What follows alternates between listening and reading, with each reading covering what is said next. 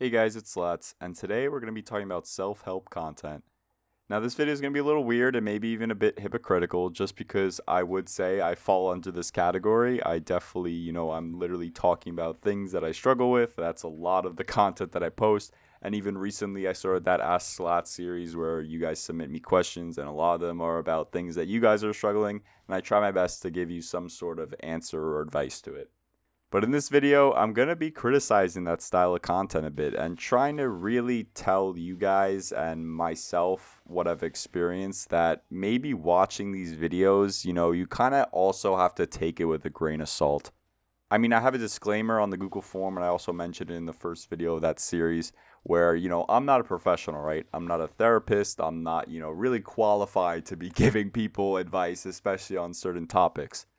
So the things that I say and the things that I talk about on this channel, they may not work for you.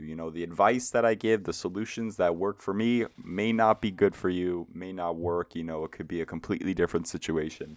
And what I notice in a lot of these self-help videos, and I'm sure, I fall into this as well, where I feel like it comes off as like the things that you are talking about in the video are the only answer to this problem. If you're not doing it this way, then you're, a failure, you're not doing it right. And especially in the type of videos that are talking about like boosting your productivity. I'm thinking of like those morning routine videos that were going viral like a month or two ago. And although a lot of them were like for jokes and stuff, there's still a lot of content like that where they're talking about if you're not waking up at 5 a.m., going for a cold plunge, going for a run, doing X, Y, and Z all before, you go to your job at 9 a.m., you're like a failure, you're wasting all your time. When I just don't think that's okay. I think for me personally, I've always struggled to get myself up in the morning. I mean, I've literally talked about this on this channel before. I've realized that I'm just a night owl. I've tried to wake up early, for so many days, and it just doesn't work for me. And I just work better at night. I mean, it's 10:30 p.m. when I'm recording this video, and I just got off work. That's another thing. I work late, where I'm working in the afternoon to the early hours of the night, I guess. There's no need really for me to be getting up super early, unless obviously I have something planned or I need to get something done before 10 p.m. But I wouldn't say that makes me any less, I guess, successful than these people that are waking up at 5 a.m. every morning. Now, I'm not gonna lie, most days I'm definitely sleeping in longer than I probably should, but I'm definitely realize I'm just better functioning at night. I'm just not a morning person at all. But from all these videos I see that are under the self-help umbrella where they talk about, oh, you got to get up early, you got to be determined, like waking up early is the best thing for you. And although I would agree with that, I think it's the same thing, just on the opposite side of the spectrum when talking about people who are night owls. A lot of the benefits I hear about, waking up early in the morning is that it's like a lot of quiet, you're able to get stuff done, no one's really bothering you that early in the morning. When you could say the same thing about being up late at night. Now, the big problem with this on both ends, honestly, is your sleep schedule. If you're getting too little sleep, that's not good. If you're staying up all night and then you have to get up at 6 a.m., like, that's not good. You really should. If you're going to sleep at like 5 a.m., like, what, you should probably be going to bed at like, what, 10, 9 maybe? Which isn't realistic for everyone. And it also could hurt you in some ways where it's like, some nights you want to stay out later. Some nights, you might want to go out to a bar. You might want to go out with friends. You might want to see a movie. Whatever it is you want to do at night, I feel like holding you into that schedule, that strict schedule of like, okay, I got to do this at this time, this at this time, this at this time, it's just like not enjoyable and just not a fun life to live, in my opinion. So for me, the night owl schedule has seemed to work. Obviously during high school and college, it may not have worked the best when I had to wake up early, but for right now, it seems to be going pretty well because of the situation that I'm in. Everyone's situation is different. There's no one structure that's going to work for every single person. So the lesson from that is, just because you're seeing everywhere that, oh, you have to wake up at 5 a.m., that's the best thing to do for yourself. It's the best answer. Staying up late is super bad for you. I don't think it is unless you obviously realize for yourself that it's not good for you. I think it wouldn't be good for me, especially during the winter because, it gets dark super early and I like to have some sort of sunlight, either through my window or actually going outside and touching grass. But for the summer, when the sun's out for long periods of time, I think it's good for right now.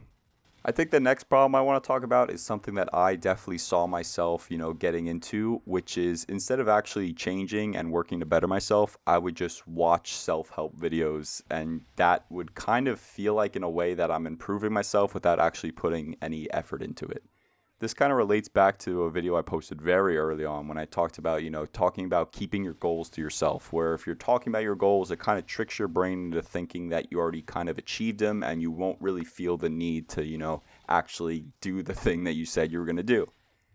And I don't know if this is true or not, but I feel like it can be similar to what I just talked about, where you feel like you're watching all these videos talking about how to improve your life, how to, get better at this. Oh, I'm feeling like this. What can I do to get, over this feeling? I feel like it kind of tricks your brain into thinking that you're improving yourself when you're not, if that makes sense. I mean, I guess it could make you feel better temporarily, but I don't know if long term it would solve your issue. Unless you're actually taking that advice and putting it into your real life, but then again, you don't know if it's going to work for you. I remember when I first started to want to, lower my screen time on my phone. Instead of actually doing that, I would just watch YouTube videos on how to do it, the benefits of doing it. And I would still, I'm not on my phone, but I'm on my TV watching YouTube. I'm on my computer watching YouTube videos about it. I even remember when I was a kid, I would look up videos like how to clean your room when I was thinking about cleaning my room. And it's like, oh, I'm putting some kind of effort into doing it. But it's like, dude, you're not cleaning your room. You're watching a video about how to. Like, you're kind of like pushing it off. It feels like, I don't know, maybe I'm being crazy about this, but I definitely have caught myself instead of, actually doing the thing that I want to do, whether it's, lowering my screen time, trying to fix a problem that I have. I'm like trying to find the answer in other ways, which could be good, but I think if you're kind of abusing it, that's where it becomes an issue. At least for me, that's what I experienced. So to just say it, you shouldn't take, my videos, or you shouldn't take anyone's videos about really anything, but, you shouldn't take them all as, the solution, especially in the self-help, video genre that, is definitely, I've been seeing so many videos about it. I don't know, maybe because I'm watching a bunch of them.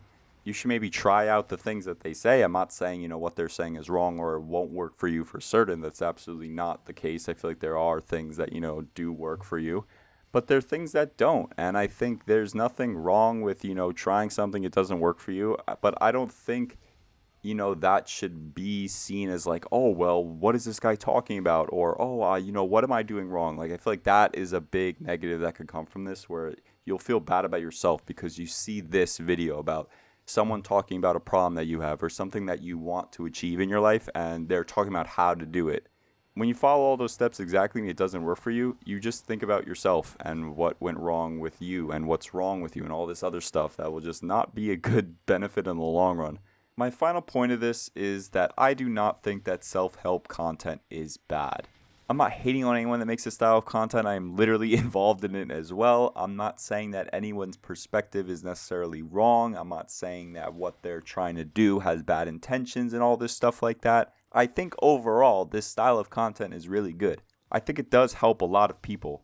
I mean, the best part of this channel for me is seeing all the comments and seeing how people relate to all the things that I'm going through. People are saying that my videos have helped them so much, which is absolutely insane to think about. And I think that's definitely a great thing. I'm not saying that what you guys are experiencing are invalid and stuff like that. I don't want you guys thinking I'm like hating on you guys for watching my channel. That's not the thing at all. I just want to make sure you guys are aware that just because I'm talking about something that maybe you're experiencing as well, what worked for me may not work for you, and that there's nothing wrong with you for it not working. You just have to try to maybe figure out some other way. Maybe some other YouTube channel talking about self-help content will be able to help you through your problem. I don't know. I don't have the answers to everything. No one does.